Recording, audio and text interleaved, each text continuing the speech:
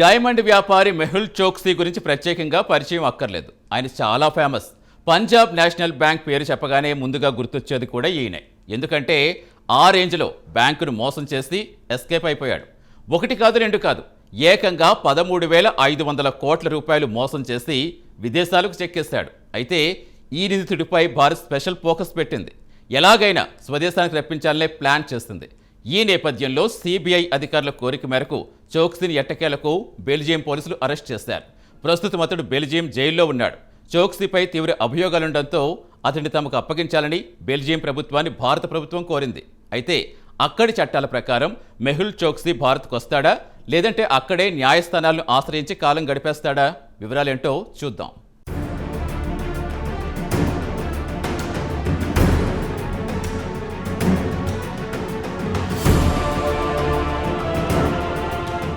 ఒకటి తర్వాత ఒకటి చొప్పున జరుగుతున్న అంతర్జాతీయ పరిణామాలు ఆసక్తికరంగా మారాయి. సుదీర్ఘ ప్రయత్నాల అనంతరం ముంబై బాంబు పేలుళ్ల కీలక నిందితుల్లో ఒకడైన తహవూర్ రాణాను భారత్కు తీసుకురావడంలో బీజేపీ సర్కార్ సక్సెస్ అయ్యింది.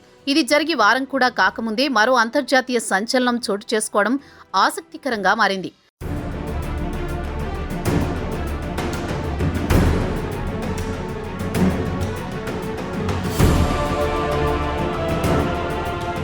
పంజాబ్ నేషనల్ బ్యాంకును వేలాది కోట్ల రూపాయలతో ముంచేసి విదేశాలకు పారిపోయిన వజ్రాల వ్యాపారి మెహుల్ చోక్సీని తాజాగా బెల్జియం పోలీసులు అరెస్టు చేశారు. అతన్ని భారత్కు తీసుకువచ్చేందుకు తీవ్రంగా ప్రయత్నిస్తున్నారు. ఇందులో భాగంగా అతడు బెల్జియంలో ఉన్నట్లుగా అక్కడి ప్రభుత్వం ధృవీకరించింది. ఈ నేపథ్యంలో అతన్ని అదుపులోకి తీసుకోవాలని భారత్ కోరింది. దీంతో భారత దర్యాప్తు సంస్థల అభ్యర్థన మేరకు చోక్సీని అదుపులోకి తీసుకున్నట్లుగా అధికార వర్గాలు వెల్లడించాయి.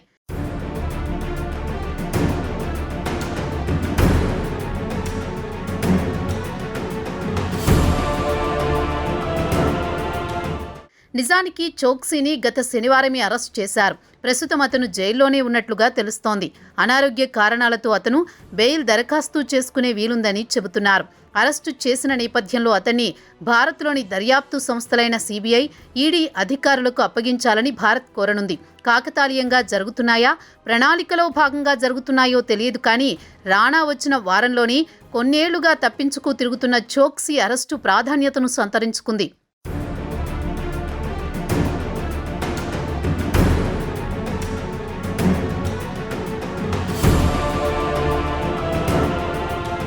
పంజాబ్ నేషనల్ బ్యాంకును మోసం చేశాడు చోక్సీ. దాదాపు 13,500 కోట్ల రూపాయలతో ఎస్కేప్ అయ్యాడు. ఈ మేరకు అతడిపై భారీ ఎత్తున ఆరోపణలు వెల్లువెత్తాయి. 2018లో జరిగిన ఈ ఉదంతంలో చోక్సీ విదేశాలకు పారిపోగా అతడి మేనల్లుడు నీరవ్ మోదీ సైతం దేశం విడిచి పారిపోయాడు. దీంతో దేశంలో ఘరానా మోసాలకు పాల్పడ్డం ఎంచక్కా విదేశాలకు చెక్కేస్తున్నారని, ఈ వ్యవహారంలో మోదీ సర్కారు చూసి చూడనట్టు వ్యవహరిస్తోందంటూ పెద్ద ఎత్తున విమర్శలు వెల్లువెత్తాయి.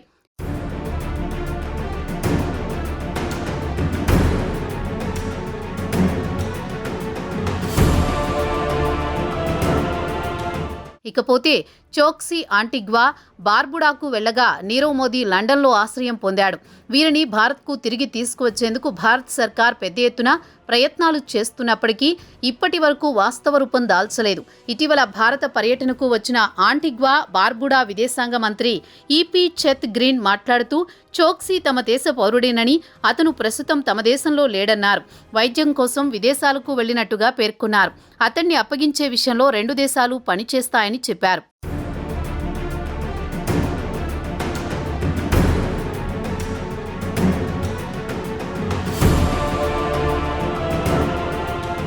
ఈ క్రమంలో చోక్సీ బెల్జియం పౌరసత్వం తీసుకున్నట్లుగా అక్కడి ప్రభుత్వం ధృవీకరించింది.